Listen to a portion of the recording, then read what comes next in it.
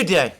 Today is Saturday, 22nd February 2025, and Ukraine's diplomatic position, alongside its military position, continues to crumble as I make this program. We're now starting to get more information about what took place in the meeting between General Kellogg and Vladimir Zelensky a day or so ago. As I discussed in my most recent program, the fact that no press conference or joint statement was published after the meeting, all we got was a comment on X by Zelensky about the fact that the meeting had been positive, and a rather cool message also on Twitter, X by General Kellogg, retweeting Zelensky's message, saying that he'd had an intense conversation, multi-hour conversation with Zelensky, whom he described as a courageous and embattled leader, and his national security team. That was all we got after a meeting that apparently went on for several hours. And I suggested in my program yesterday that this was evidence of a very, very difficult meeting between Kellogg and the Ukrainians. Indeed, I would add that the word intense, which appears in Kellogg's message, his post on X, rather reinforces that. He could have used words like warm or friendly or something of that kind. But when somebody uses the word intense, to me, it looks as if there's been a marked difference of opinion and, in fact, a row. Anyway, the fact that there was no joint statement and the fact that there was no press conference indicates a lack of agreement. The fact that there was no press conference, especially so, because clearly Kellogg and Zelensky didn't want to answer reporters' questions, which would have highlighted the differences. I noticed that in a press briefing afterwards in the White House, Mike Waltz was specifically asked by a reporter whether there would be a readout of the meeting between Kellogg and Zelensky, and Mike Waltz, Donald Trump's national security advisor, gave what I thought was a somewhat evasive answer, which suggests that the answer is no. In other words, no readout on the White House website or the State Department website, all of which, again, further suggests that the meeting did not go well. And then, apparently, after the meeting, in fact, very shortly after the meeting, we have been getting reports from Poland that Zelensky telephoned the Polish president, Andrzej Duda, and again they had a long discussion. And apparently President Duda has said that he explained to Zelensky that, difficult though the situation was, he, that is to say Zelensky, needed to understand that there was no way out for Ukraine, or indeed for himself, unless relations with the United States, with Donald Trump, were maintained. Now, all of this appears to center on this mineral deal.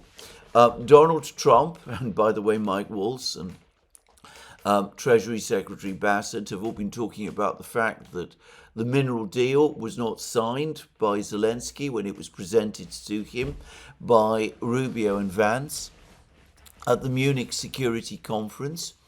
To reiterate again, it was Zelensky himself who first brought up the topic of Ukraine's mineral wealth and started to suggest to the Americans that they might want their share of it. He suggested that back in the summer. The first person, as I said, he seems to have spoken to about this was US Senator Lindsey Graham, a personal friend. He then brought it up in discussions with Trump before the election, in the meeting at Trump Tower in New York in September. He then brought it up again in various speeches and comments that he made when he unveiled his completely impractical and indeed bonkers so-called victory plan.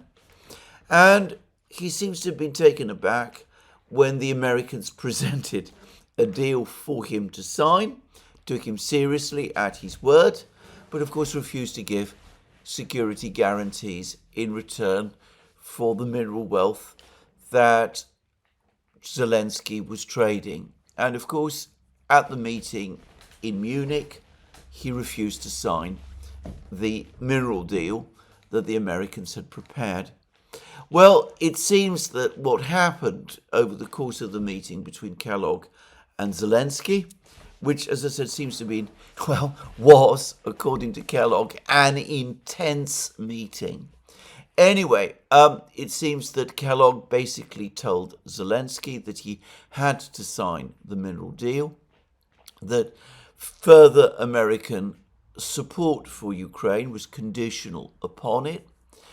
Reports that the United States is no longer supplying weapons to Ukraine, or at least no longer providing Ukraine with weapons. It seems that these are weapons that Ukraine has been allowed to buy from the United States, obviously with money borrowed from the European Union and the United States and provided by the European Union and the United States. Anyway, it seems that that was already a shot across the bows to the Ukrainians, unless they signed up that that supply of weapons would once and for all stop. And there are reports circulating, which of course I cannot confirm. As I said, Kellogg hasn't said this. The US has not provided a readout of the conversation. Anyway, reports are now saying that Kellogg told Zelensky that unless he did put his signature to the mineral deal, then the Starlink terminals in Ukraine would be switched off by Elon Musk. So we can see the Americans putting pressure on Zelensky at a level that he has never experienced before. And he's wriggling. He's wriggling by calling the Poles, who are telling him in the most polite way that they can, that they basically can't help, and that he really has no choice but to sign up. And of course, he's also going to start complaining, no doubt, before long, to his European friends. Well, the Wall Street Journal said yesterday that Zelensky is going to sign the deal today. We'll see. Several hours have now passed, and there's no word of that. And there are other reports that he will eventually sign the deal, even if not perhaps today, that he has no choice but to do so, that he's basically been maneuvered, trapped into a corner, and that the Americans are determined to get from him that which he promised. Zelensky's problem here is that he doesn't have what he promised. The mineral wealth, much of it is already in territory under Russian control. Much of it has already been sold or given away to all sorts of other third parties, and it's not at all clear why they would part with it. Of course, it could be seized back from them, but one wonders how they would feel about that, and that might cause a whole new set of problems.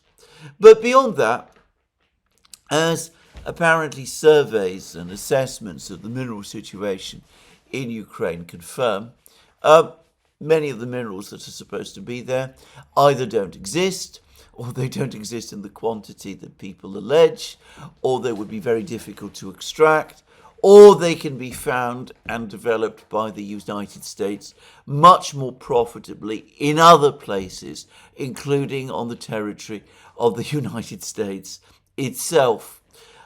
More likely than not, if Ukraine does eventually sign this deal, in a few weeks or months' time, when the Americans come and start talking with the Ukrainians about where all this mineral wealth is and how it's going to be developed and exported back to the United States, it's going to become increasingly clear that this wealth, this huge wealth of minerals and such things does not exist. Mike Waltz, in that press conference I spoke about, said that there's a damaged aluminium forge in Ukraine, which, if brought back into service, could supply could meet the full supply of the US's needs for aluminium over the space of a single year. I mean, it could cover a year's worth of America's aluminium needs. Well, I don't really see how that helps. First of all, we're not talking about a forge. We're not talking about mines. My own understanding is that the Ukrainians actually were processing Russian aluminium, and this happened quite a lot before the start of the war, though I might be wrong about this, and I'm not going to insist on the point. Anyway, there we are. Zelensky has been put by the Americans through the third degree, and that's the only way one can describe this. They've been putting the squeeze on him.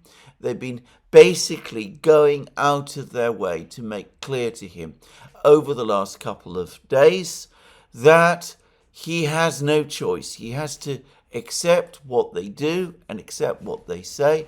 He shouldn't be going out and levying criticisms, making criticisms of his big financial sponsor and military supplier, who is the President of the United States.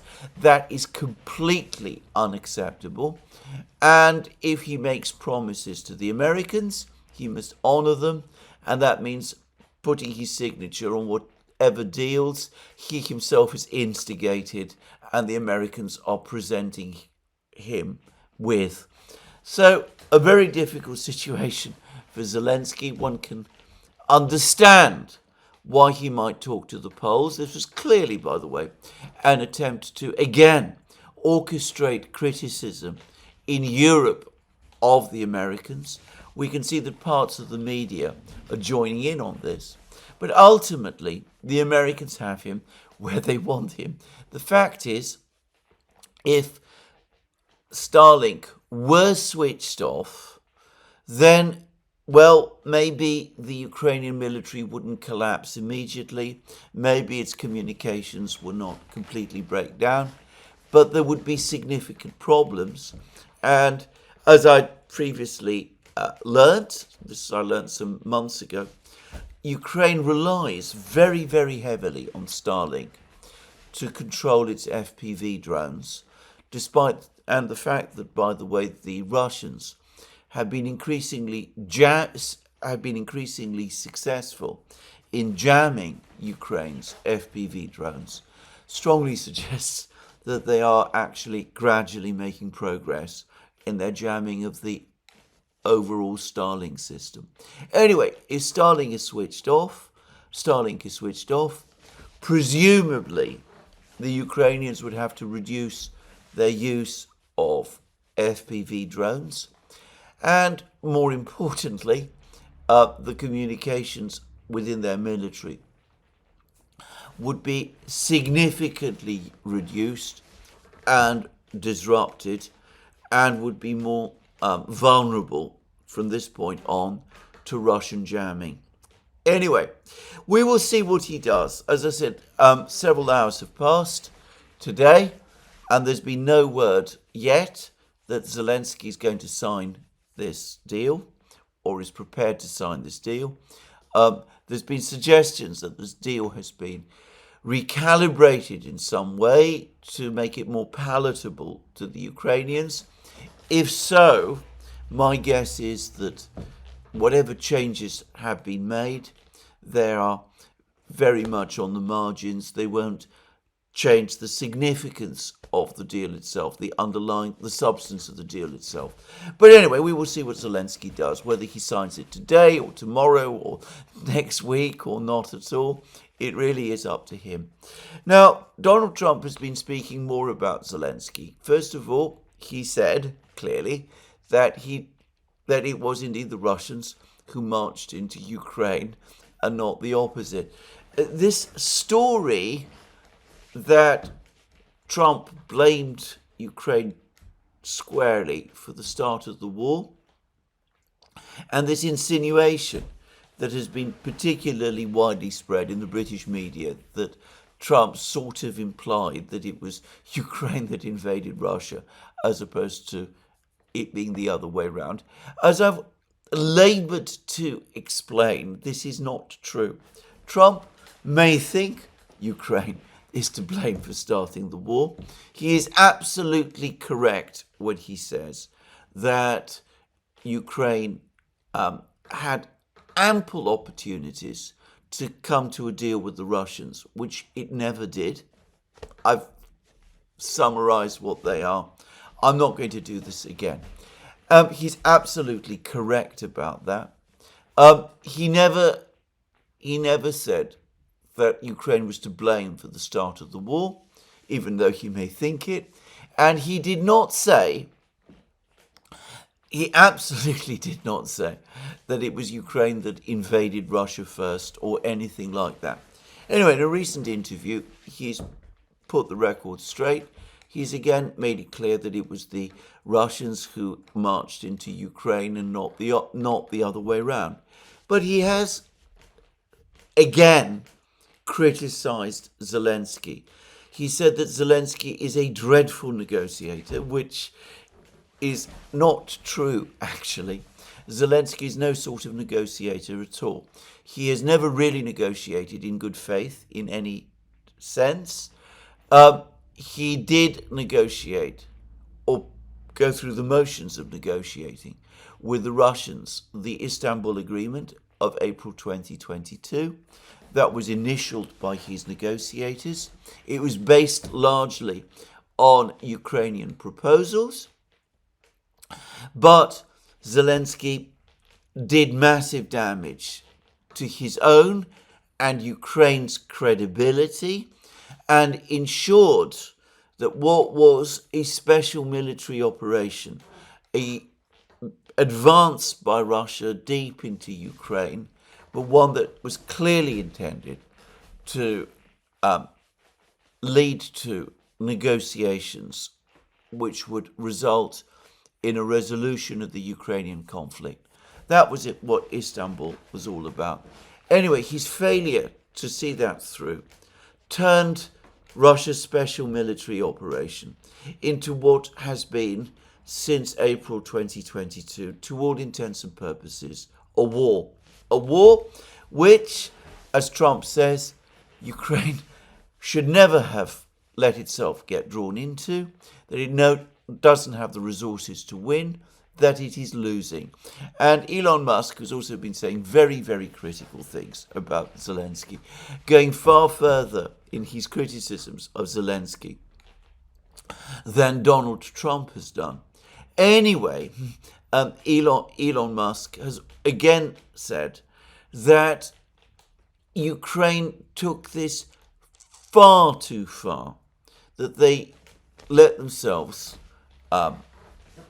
get fooled by all the rhetoric of victory, that they imagined that they could take on and defeat the Russians.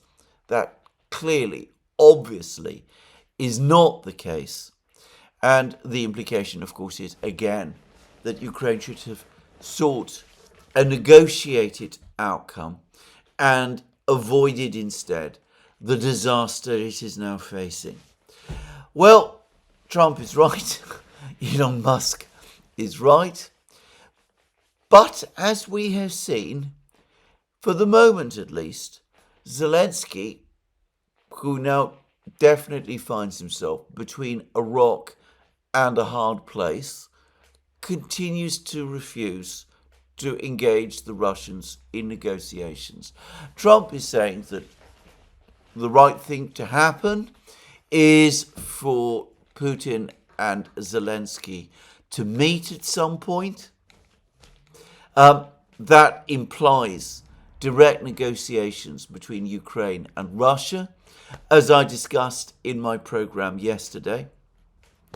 That is actually what the Americans want to achieve. That is what they discussed with the Russians in Riyadh. But Zelensky refuses still to appoint a negotiating team, to rescind his 2nd October 2022 decree, to engage the Russians in negotiation in any form. He won't sign, or hasn't signed so far, the mineral agreement with the Americans, and he won't negotiate with the Russians. The Americans have now discovered that, as I discussed in my program yesterday, and they are becoming more and more angry and more frustrated with him. Now, we've heard less from Zelensky over the last couple of hours. As I said, he did telephone the Poles. The Poles actually gave him, for once, some good advice. We will see what he does. But to repeat again, he is very much caught between a rock and a hard place. His position in Ukraine is far from fully stable. I've been reading some reports about the opinion polls, which supposedly suggest that he has the support, the continued trust of more than half of Ukraine's people. If you go to Larry Johnson's excellent blog, Sonar 21, you will see there that Larry Johnson discusses the polling agencies that have provided these rather favourable reports about Zelensky, and he discusses how these polling agencies are basically run by people who are either Zelensky's friends or at least his allies, his political allies, and that the polling is done over the telephone, and that the question that is asked is a loaded question, which basically pushes the respondent towards an answer yes as to whether or not they support President Zelensky. I ought to say that about a year ago, it was confirmed in Ukraine that the Ukrainian intelligence agency, and well, you could almost describe it as secret police agency, the SBU, the people, incidentally, who originally arrested my friend Gonzalo Lira, just saying. Anyway, that the SBU routinely listens in to telephone conversations. Obviously, there are limits as to the extent that they can do that, but probably most people in Ukraine are aware of this. They're also aware of the fact that people are being seized in the streets and press ganged into the Ukrainian army and sent that way to the war. So obviously, the fact that these opinion polls are being conducted in this way with arguably loaded questions, that might perhaps inflate statistically the levels of support for Zelensky beyond the point that they really have. Well, all of that may be true, but I would point out something else, which is that even these opinion polls consistently show now that in a straight race, in a presidential race, Zelensky would lose, and General Zaluzhny, if he stood, would win. I don't know how much actual support there is in Ukraine for General Zaluzhny, or why there is that much support for General Zaluzhny in Ukraine. In my opinion, he's capabilities as a general have been massively overrated. Just saying.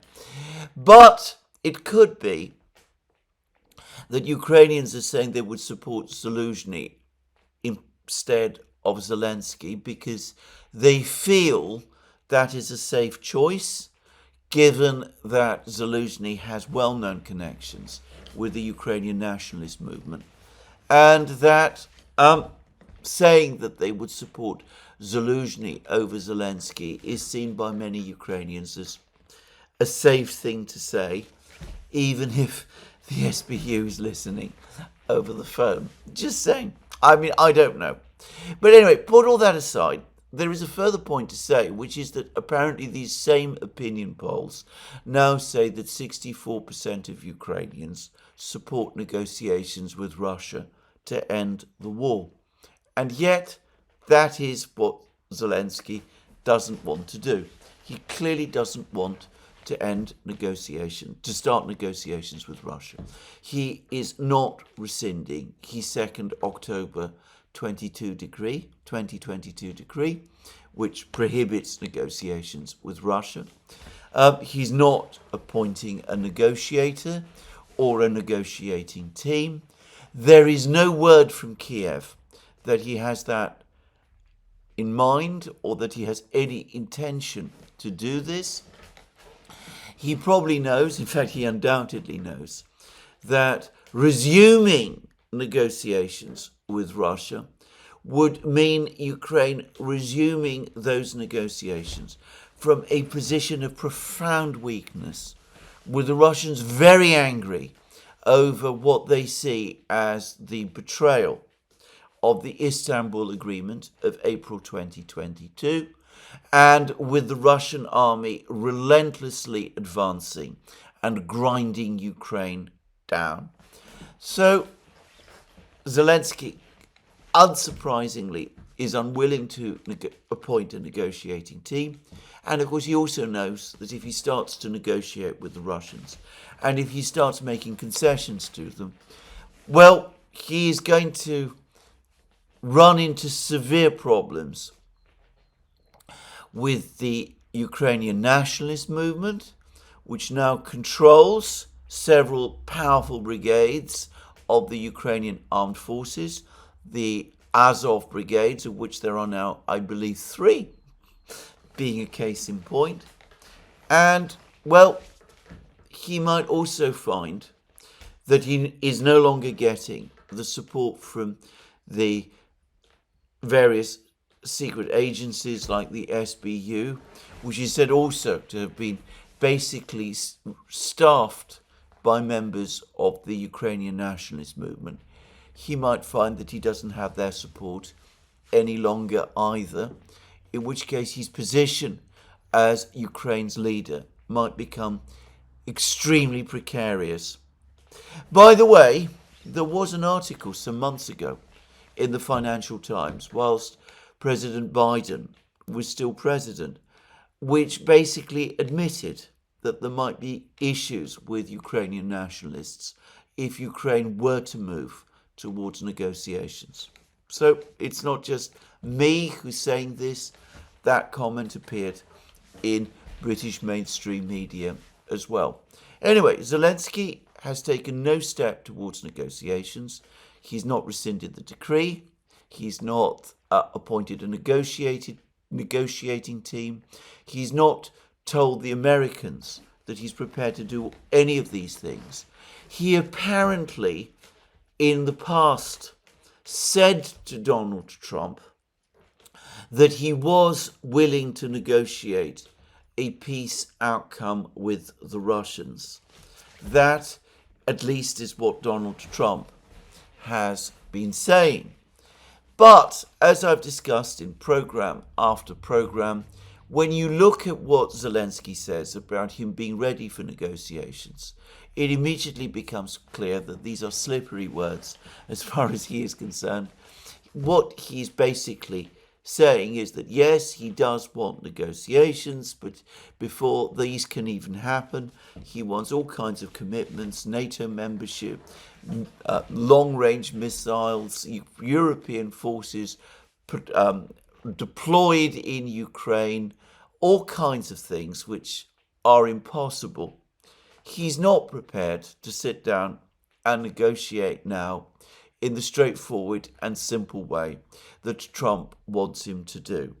And as I discussed in my program yesterday, I don't think this is ever going to change.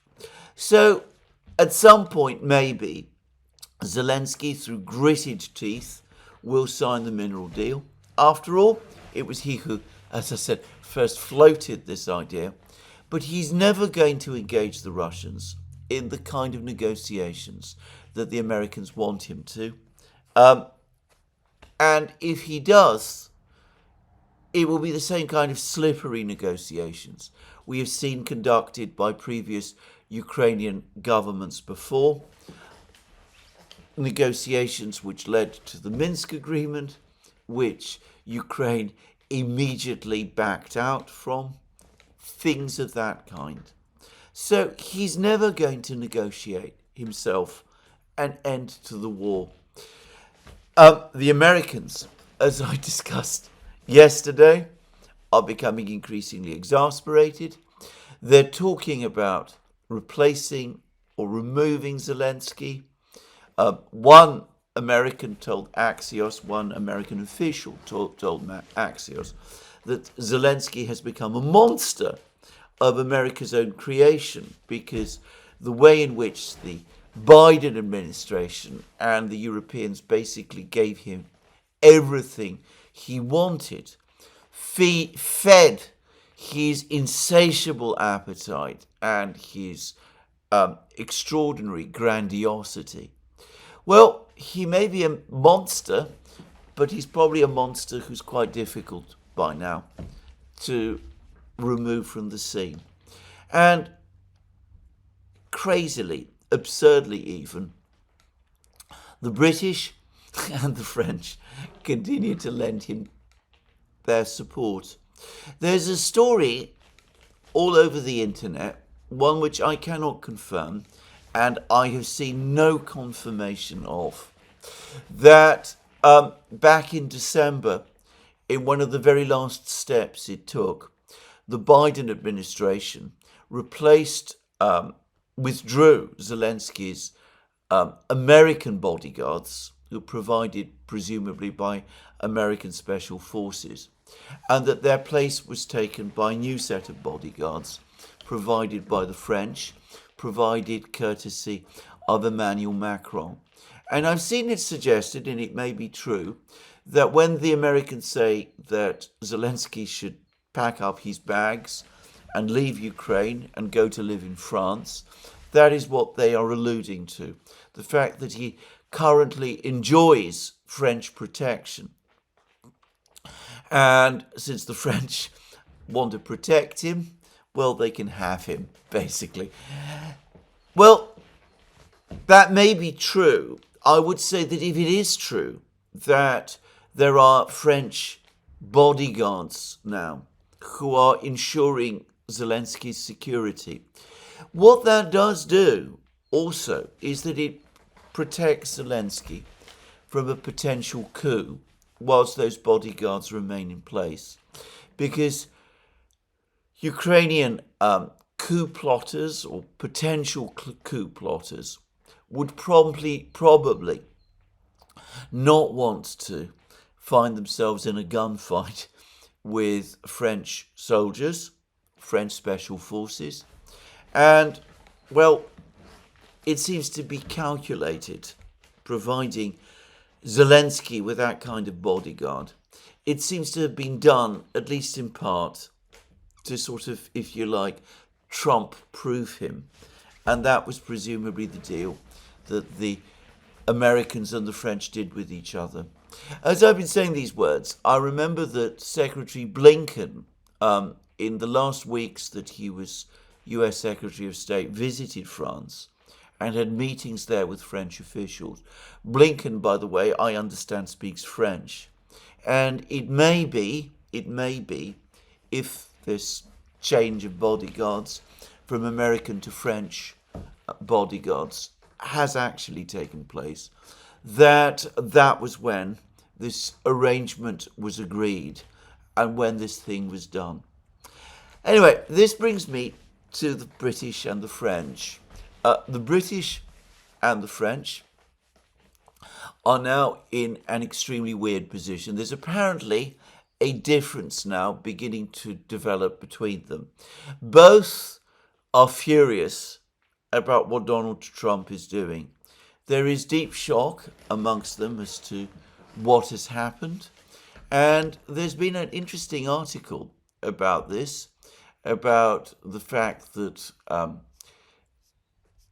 the British find themselves in a situation that they had never imagined before, one in which the Americans, the Transatlantic alliance with the Americans, is now for the first time in serious jeopardy. That article basically talks about the fact that even Britain's so-called independent deterrent isn't really independent, that the Americans own the missiles, the Trident missiles, the British own the warheads, but they can't be launched without the agreement of the United States, and that the Americans could withdraw it, and that ever since the Suez debacle of 1956, the British and the Americans have become so deeply intertwined with the Americans that it's simply impossible for the British to conceive of a situation where the American ally is no longer there. So the British, it seems, are going to Washington next week. Keir Starmer and David Lammy and John Healey and all of those, and they're going to bring with them this disastrous plan, the plan to deploy European peacekeepers to Ukraine, backed by American and British fighter jets deployed in Poland. They want to bring this foolish plan with them, but they're also trying, apparently, to soften the quarrel, to reduce the quarrel, to try and put things with the Americans back on an even keel, because they too understand that if the Americans become really angry and do indeed pull out, then Britain is left literally, well, metaphorically, not literally, metaphorically, without a leg to stand on. The French, who've pursued policies that are in some ways more independent of the Americans, who have a genuine independent deterrent, for example. I mean, it's based on French missiles and French submarines and French nuclear warheads. And the French perhaps have a somewhat stronger military, and of course they're not part of the Five Eyes in quite the same way that the British intelligence systems are.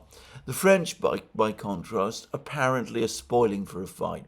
They are coming to London alongside the British, determined to take on the Americans and to basically tell the Americans that their entire approach to the Ukraine conflict is wrong, and that Donald Trump, far from showing strength in his dealings with the Russians, is showing weakness.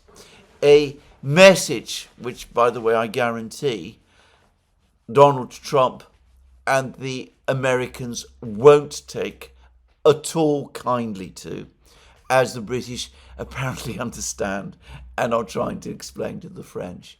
Anyway, they're both apparently on their way, and Donald Trump has already, as far as I can tell, cast cold water over what they're coming, over their various plans. He said that he gets on with Starmer, and he quite likes Macron, but the British and the French have come up with nothing. That basically they're coming empty-handed. And, well, I'm not quite sure what Trump means by that, by the way, whether he means that the British and the French have come up with no proposals to settle the war separate from those that the Americans have come up with, which is true. But he might also mean these military proposals, these proposals for military deployments, and all of those things. Trump and his people are quite likely just to point out to the British and the French that as all of this is contingent anyway on the Russians agreeing, and as the Russians have said that they will not agree, what is the point and sense of this proposal? And besides, the 30,000 troops that all of Europe is supposed to be able to cobble together to send to Ukraine, including 3,000 to 5,000 British troops and presumably something like the same number of French troops, well, that's not going to impress the Russians. It's, in fact, absolutely ridiculous. And about that, by the way, he is absolutely right also. Now, there's been another devastating video on YouTube by the British historian Mark Felton. He's already pointed to the severe problems of the British Royal Navy. The latest programme, he discusses the British Army. He points out that it's got more horses than tanks. Its nominal number of tanks is 213, of which only 150 could be brought into operational use within 3 months. I've heard that the true number of deployable tanks is around 40, just to say. So I'm getting somewhat different figures from Mark Felton, but it may be that over the course of 3 months, the British might be able to put the mighty force of 150 tanks into deployment.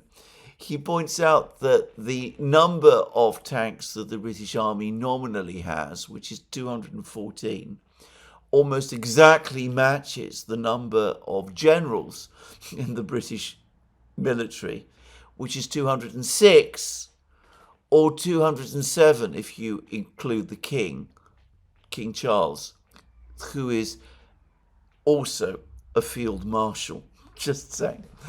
And, well, if you want more, he also, and Mark Felton also points out that there are now actually more horses in the British Army, just under 500, than there are operational, well, no, there are, not just operational, any sort of tanks.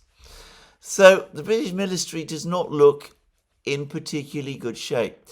But this can be supplemented by an absolutely devastating article, and not just article in the British magazine Unheard.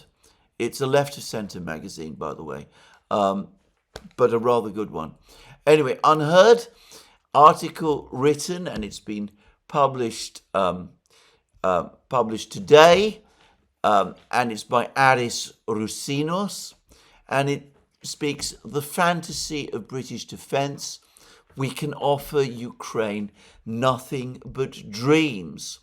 And he talks about how the British military, he discusses the British military at length, but he says that this is a far graver crisis than Suez, in which Britain was forcefully shown that, rather than being an equal partner in global affairs, it was merely a subordinate client. Today's events, proceeding so rapidly that almost any commentary is immediately out of date, shows we are not even that. I cannot think of a British government in my lifetime more hostage to events outside its control. In the sudden loss of decades-long defence assumptions, it is a crisis closer to 1940 than 1956.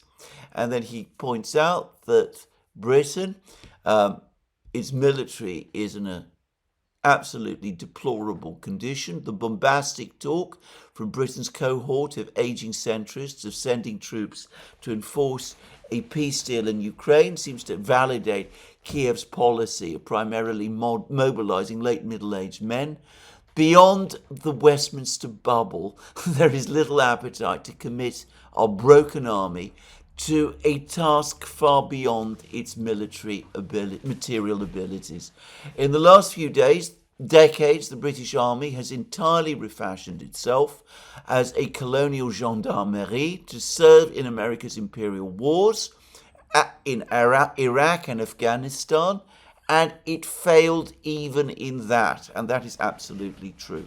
The war in Ukraine is one of industrial capacity and manpower, both of which, through decades of political failure, Britain now entirely lacks.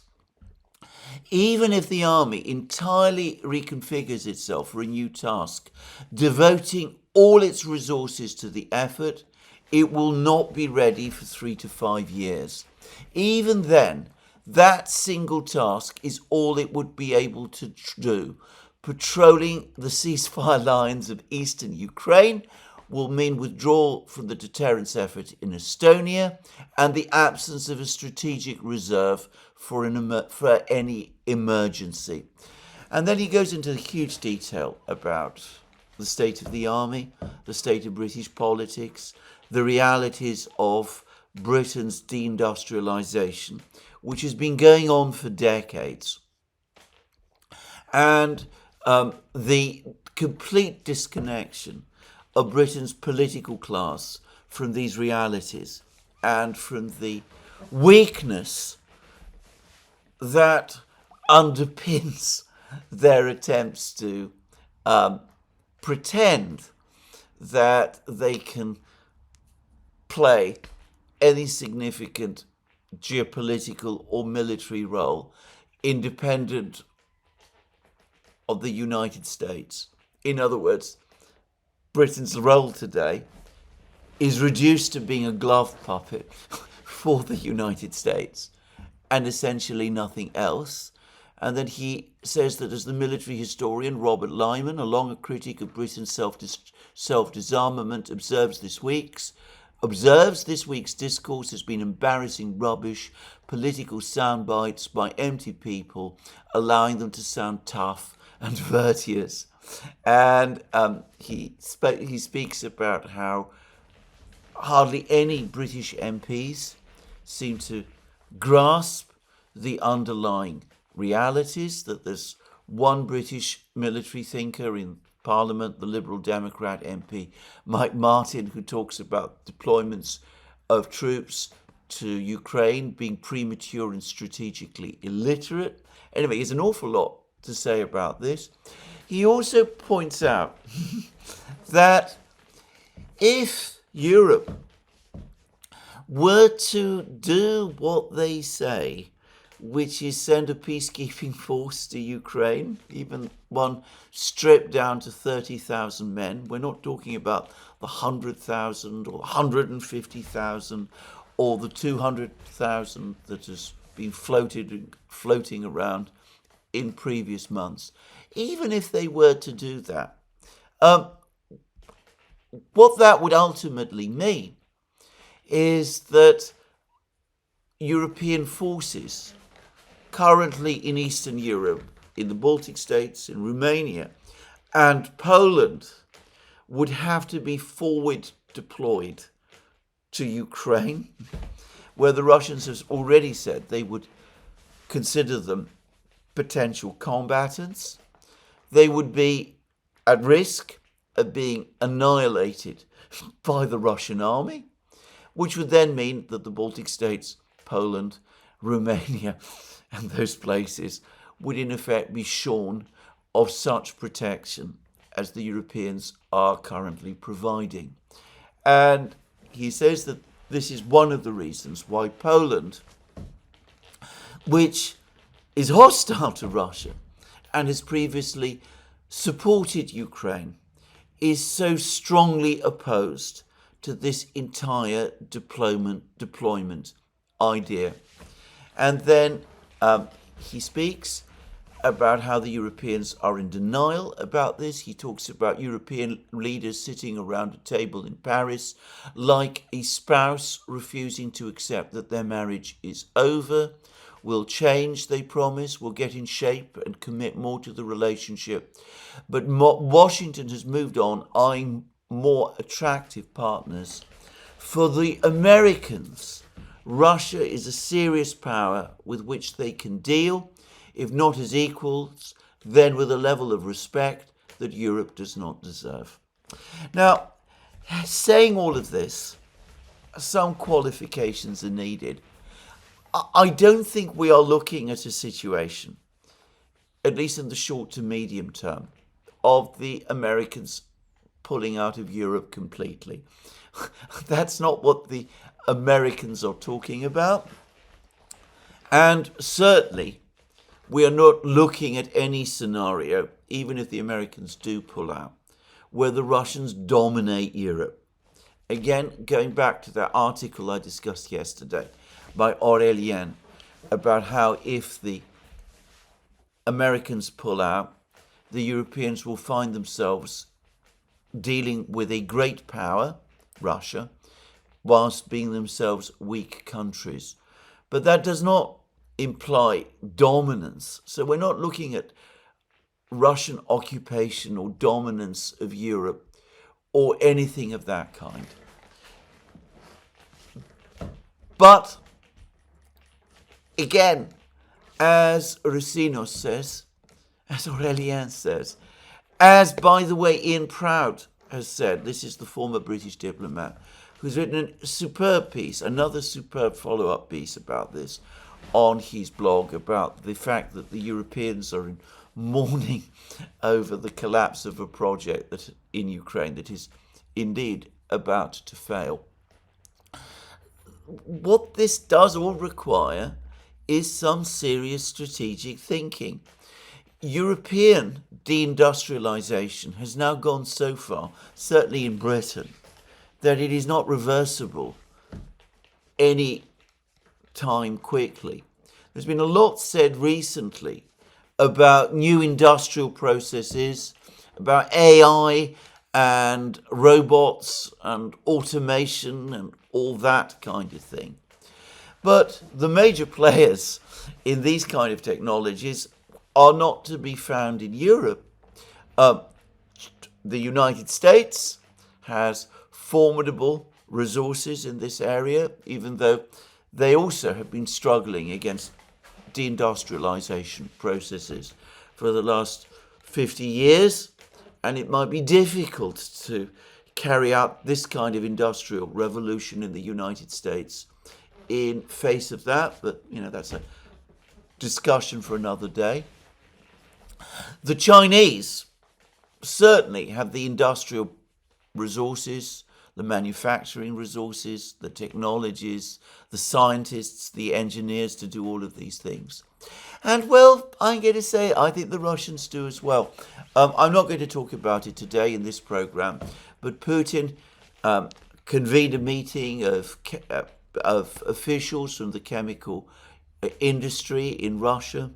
He talked about the importance of rebuilding the chemical industry. He spoke about the development of the chemical industry in the Soviet Union in the 1960s and 70s. He praised the Soviet official, the Soviet minister, Minister Konstantinov, who presided over this build-up of the Soviet chemical industry at that time.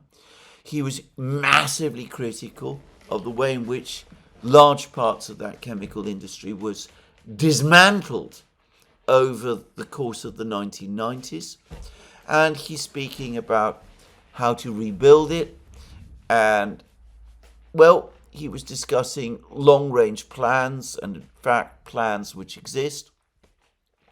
And he also was discussing how digitalization, robotization, AI would play a role in all of that. Of course, many people will say that this is all talk, that Putin is just fantasizing or engaging in propaganda. I've heard people say this about all Russian industrial projects for as long as I can remember, until the point comes when they achieve fruition. And, well, as we've seen over the last 3 years, the Russians have been able to outproduce the entire collective West, including the United States, by the way, in weapons production. And apparently, they are accelerating production even as we speak. The man in overall charge, Dmitry Medvedev, has just visited another explosives factory. I've heard that the Russians are busy producing around 70,000 heavy drones, as compared with the 40,000 they produced last year. The figure that they expect to produce this year is 70,000. There's reports that the Russians are increasing production of all sorts of other equipment sectors, that they're stepping up production of Iskander long-range missiles. And by the way, and incidentally, the Russian Rostek are now saying that production of the Sukhoi 57 fifth generation fighter jet has now increased to serial levels, and that we're told that production, the total numbers in service, well, at least I've heard that the total number in service has now risen to 42, and that the Russians expect that production of this fighter jet will continue to exist, even as the Russians continue to ramp up production of other fighter jets as well. Anyway, my point is simply this. Europe is not able to do these kind of things, which even the Russians, I say even the Russians are doing. The Chinese can do these sort of things at a completely different level, because they have the world's biggest industrial and engineering base. The United States, if it reconfigures its economy and if it overcomes the enormous forces of inertia, might also be able to do it. I think to some extent it will, by the way. Europe is not going to be able to do it. They're nowhere in this type of technology. They've not even succeeded in 30 years in developing a single social media platform that works. So it is fantasy to think that the Europeans are going to be able to turn this all round. It's fantasy to think that they can send significant forces to Ukraine. Again, Starmer may think he's Churchill and Macron may think he's de Gaulle, but Churchill and de Gaulle led countries that were major industrial and technological powers that controlled great resources, that were ahead of most of the world in science and technology. And that is simply not true of Britain and France today, or indeed any country in Europe today. Annalena Baerbock, Germany's completely incompetent foreign minister, in an election rally, she's one of the leading figures of the Greens, actually threatened the United States, Donald Trump. She said that unless the Americans change their course, Europe will take all sorts of action to bring them back into line. What sort of action does she have in mind? I've seen suggestions that Europe cut off diplomatic relations with the United States. I can't believe that even Baerbock is indulging in that kind of absurd fantasy. The Americans will see threats from Baerbock as, well, the big bad wolf huffing and puffing and blowing and unable to achieve anything with it, because That's all ultimately it is. It's just air. It's just rhetoric.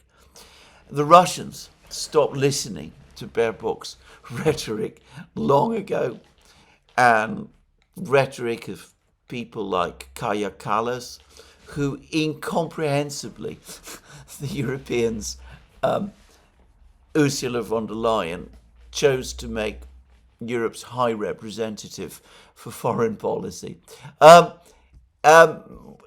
Refusal has something to say about her appointment as well. That Europe chose, I'm going to quote this because, that Europe chose Estonia's Kaja Kallas, former prime minister of a country whose bellicose rhetoric against Russia was backed by a population the size of the English city of Birmingham, as its foreign policy chief, reveals the continent's preference for high-sounding rhetoric over action, stern words concealing empty armories. Less than a year ago, Kallas was engaging in public fantasies of carving up Russia into weak ethnic statelets. Now she's begging Washington for a place at the table to discuss Europe's future. It is our fate to be ruled by unserious people and to suffer in consequence. I can't put it better than Refusal has done. So let's do instead something completely different. This is my advice. I'm not expecting Starmer or Macron or Scholz or Merz or any of the other terrible people who run affairs in Europe to listen to this advice. But let me just suggest what they could in fact do in this situation. They could do exactly what the Russians are saying. The Russians are saying, Peskov said this a couple of days ago. He said, look, we have a lot of things to talk about with the Americans. Nobody should object to the fact that we, a great power, that is to say Russia, are now talking finally to the other great power, which is, of course, America. Between us, we control most of the world's nuclear weapons. It ought to be a good thing that we are talking, not be seen as a bad thing. We have come to no agreement so far about Ukraine. Russian officials have again been talking about the fact that there are significant differences between the Americans and the Russians about Ukraine, and these have not been addressed. Anyway, the Russians said that nobody's excluding the Europeans, nobody's excluding the Ukrainians. It's absurd to suggest that the Americans cannot, and the Russians, cannot talk to each other about any matter that is in their mutual interest without having outsiders coming in and interfering in their private discussions. That is ridiculous. It is, by the way, ridiculous. It is an absurd idea that anybody should have floated this suggestion at any previous point. But why don't they do what the Russians are saying? Why don't the Europeans and the Ukrainians actually start negotiations with the Russians themselves? Why don't the Ukrainians rescind their 2nd October 2022 decree and appoint someone to go to Moscow and to speak with Lavrov and Ryabkov and perhaps even Putin? Possible person, the former Ukrainian president, Leonid Kuchma. He represented Ukraine at the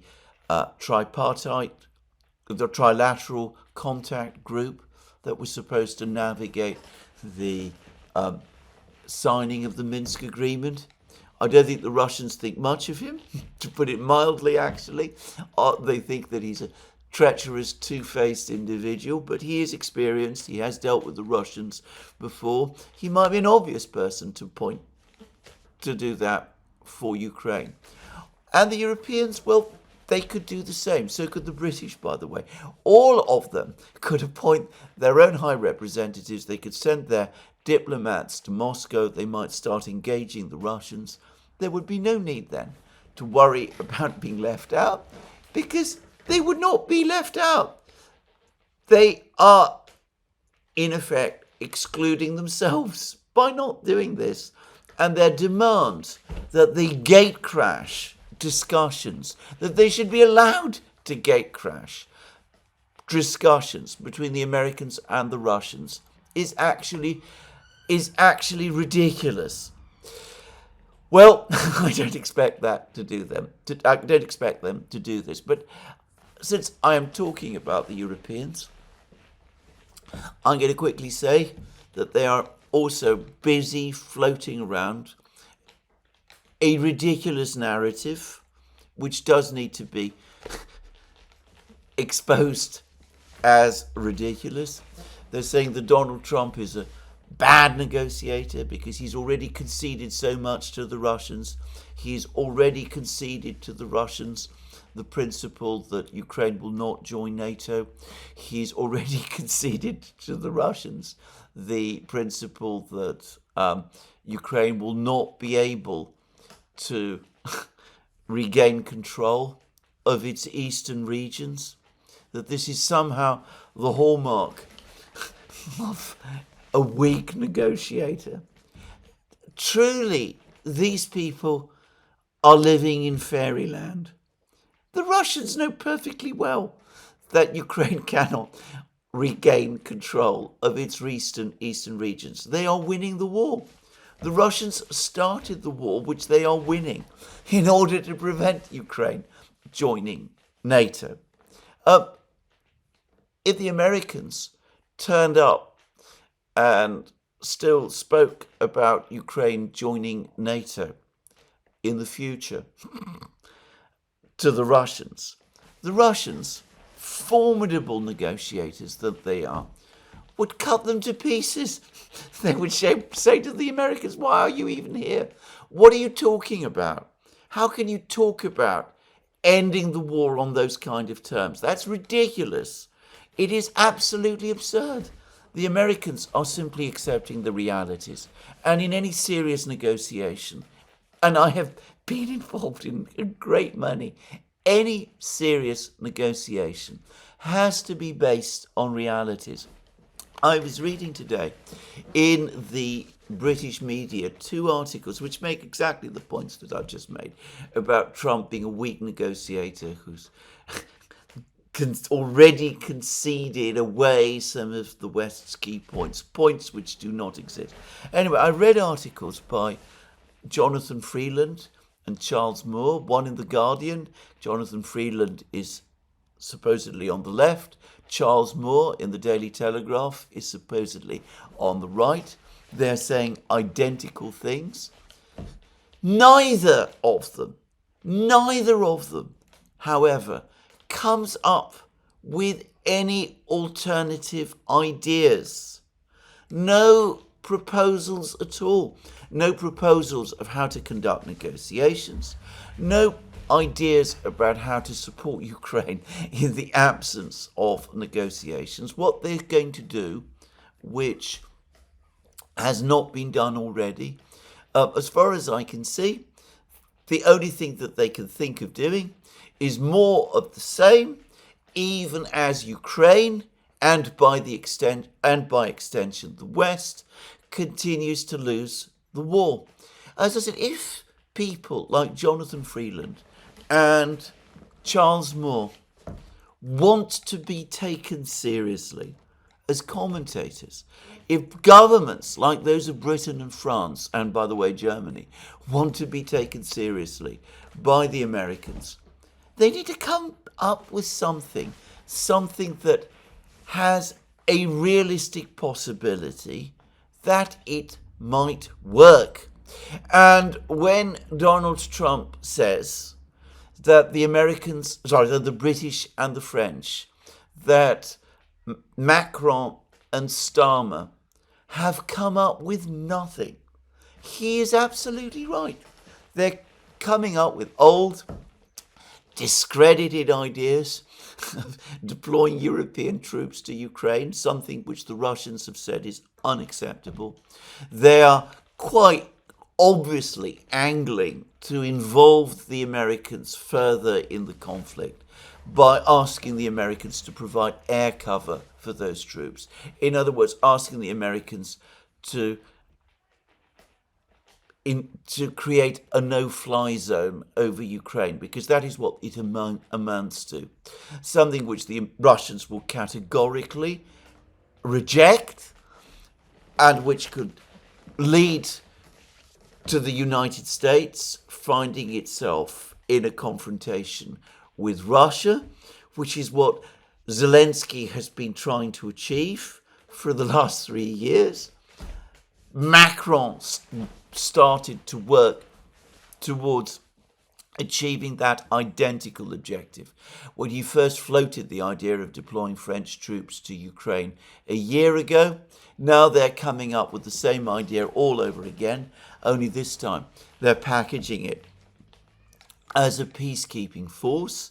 It's a bad, old idea that won't fly, but the British and the French can't think of anything else. Anyway, there we go.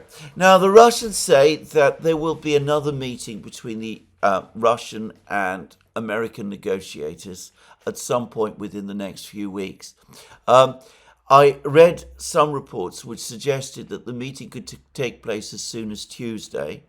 Though no venue has been chosen, though it could be that the next venue will again be Riyadh. By the way, Putin, very polite man that he is, telephoned Mohammed bin Salman, the Crown Prince of Saudi Arabia, and thanked him and thanked Saudi Arabia for its efficiency and skill in organizing the hosting of the meeting between Lavrov and Rubio and their teams at such short notice. It's the small sort of gesture which Putin does, which goes down very well and which is remembered. Bear in mind that just a few years ago, MBS was the target of a massive media campaign over the Khashoggi affair. The Russians conspicuously did not engage in it. MBS no doubt will feel that Putin is treating him with respect, and that will inevitably affect his thinking about what to do going forward. These are small things, but cumulatively they have an effect, and their effect should not be ignored. Anyway, there will be probably another meeting fairly soon.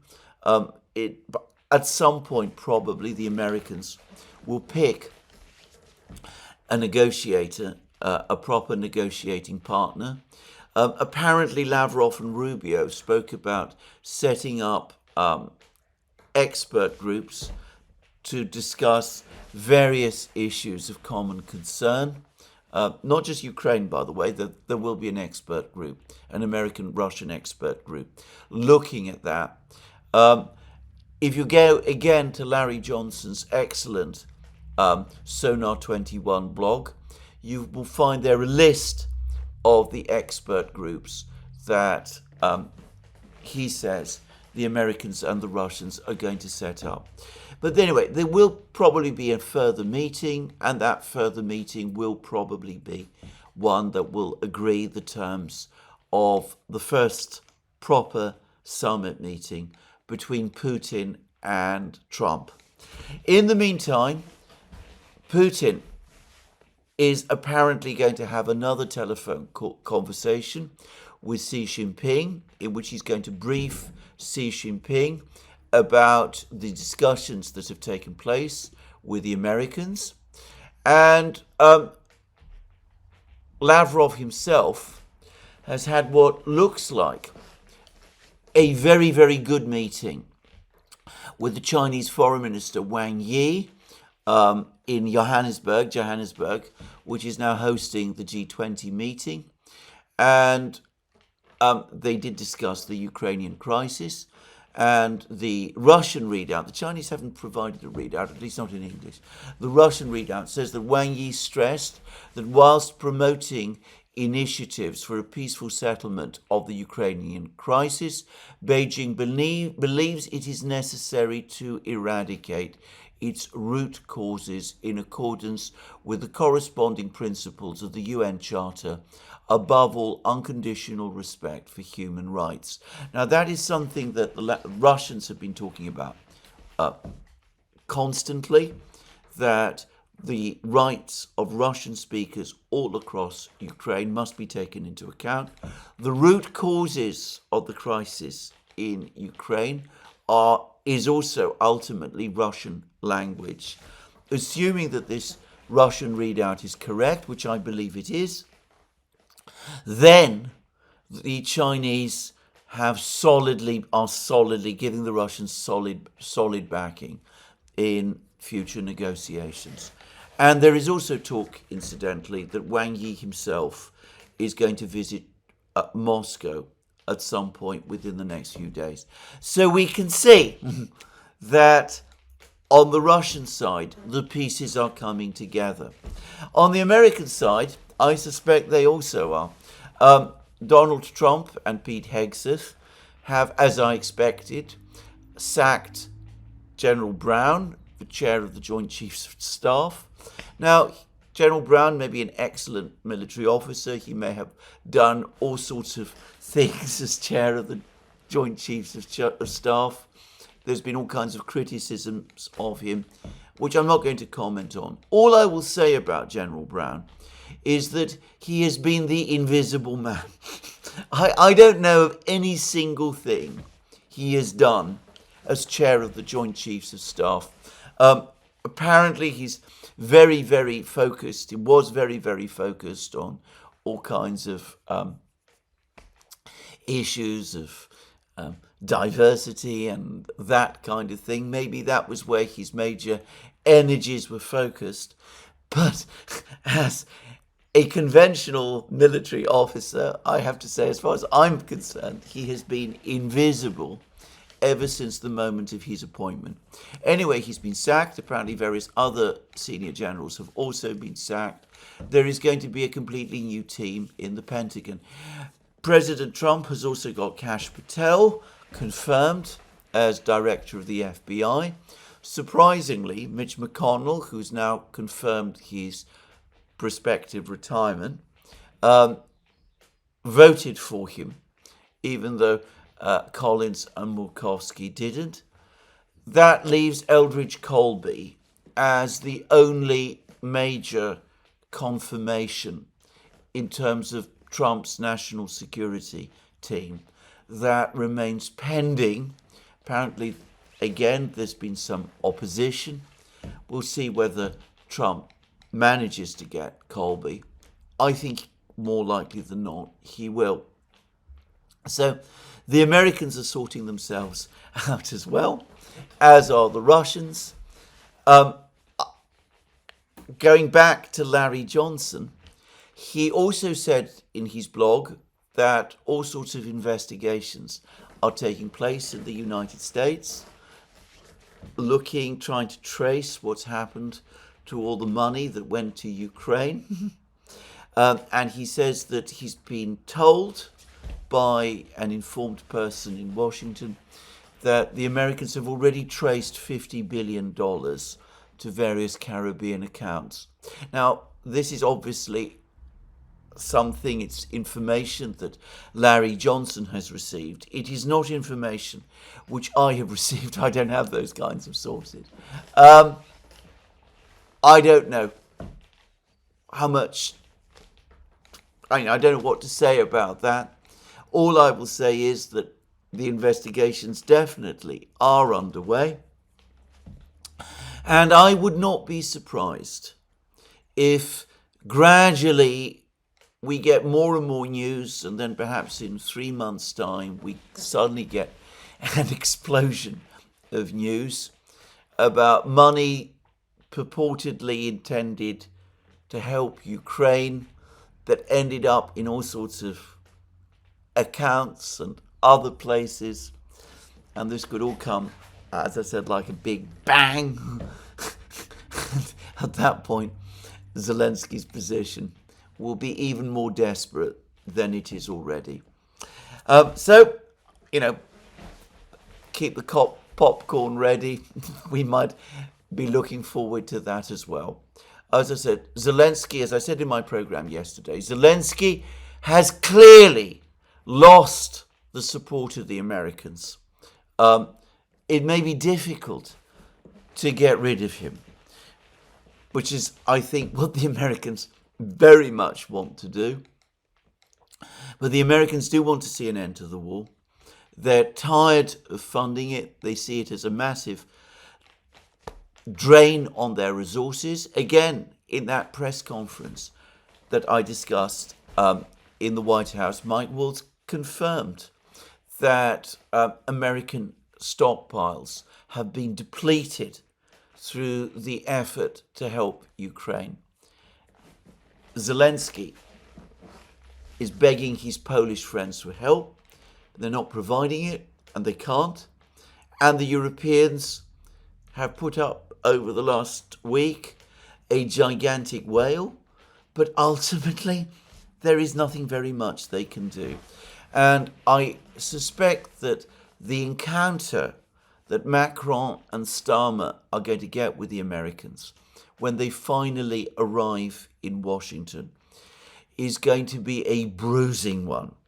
Going back to that piece that I read about how the British cannot imagine a situation where the special relationship has gone truly and completely sour.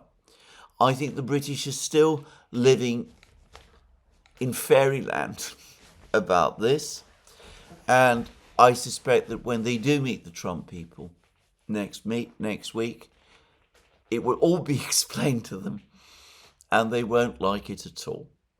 Anyway, there we are. Now, I want to say a few things more about the military situation in Ukraine. Today, there is film evidence which confirms that the Russians have captured the village of Oreshnik, this big fortified village, which formed part of the Andreevka fortified area. And there is also film which appears to confirm that the Russians control Andreevka, all of Andreevka itself. So I don't think there's any doubt about this. That leaves only Konstantinopol as the one village that the Russians need to capture to complete their control of this fortified area. And they clearly do already control most of Konstantinopol. The Russians have also apparently tightened their grip on Suja. I discussed yesterday how Russian troops had crossed the border into Kharkiv region. They seem to have occupied significant, not significant, they seem to be closing in on the villages close to the main supply road. There are claims that the Ukrainians have rushed special forces to the area, elite special forces troops to hold the Russians back. We'll see whether they can. But the point is that with every commitment the Ukrainians make, they deplete their own forces even further.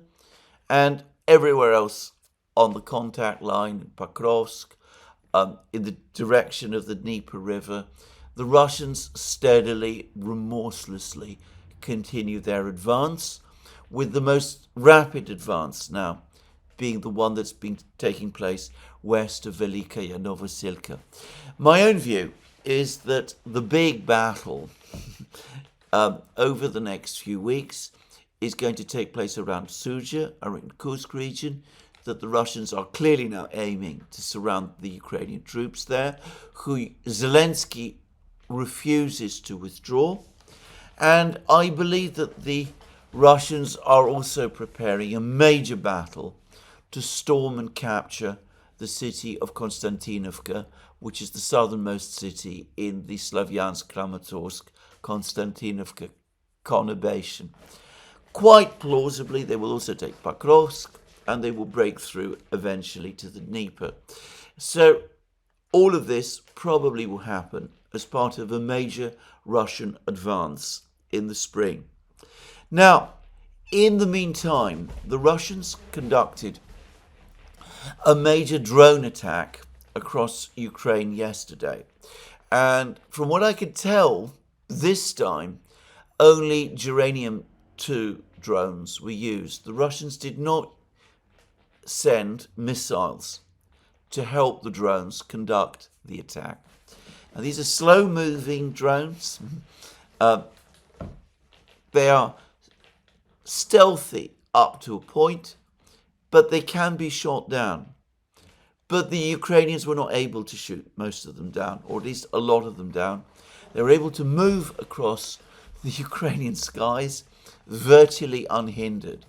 And apparently, there have been reports now that the Ukrainian air defense people, who many of them, by the way, have been rounded up and sent to fight in the trenches because to make up for the shortage of infantry, but the remaining Ukrainian air defense technicians have been complaining that they are out of missiles, that whole Patriot batteries cannot operate any longer because there are no Patriot interceptors left to launch. So the Russians will have tested all of that. That's probably what the attack with the uranium-2 drones was all about. And probably in the spring, we will see a renewed air offensive by the Russians against the Ukrainians as well, happening in conjunction with Russia's ground offensive. Trump, by the way, said that the Russians have the ability to level Kiev, to destroy Kiev, which they have not done. And that, by the way, is absolutely true. At some point in the summer, the Oreshnik, I suspect, is going to be deployed by the Russians as well in the battles in Ukraine. I've heard that production will reach the level where Oreshnik missiles can be used on a regular basis sometime around midsummer. Putin, by the way, over the course of his speech to the executives of the chemical industry, had some things to say about the Oreshnik and its warheads, about the fact that they can withstand temperatures comparable to those on the surface of the sun. But he gave a description of the warhead which I simply did not understand. He said things that made no sense to me. I'm not sure whether he was saying that the warheads melt in flight when they reach the lower atmosphere or something else. Those people who, you can find his words on the Kremlin's website, those people who have better understanding of these things than me can probably get a better sense of what exactly Putin was talking about. So, all of this, whilst Ukraine's forces continue to be depleted, they now have to face the prospect of complete cut-off of American aid, which is apparently now anyway slowed down.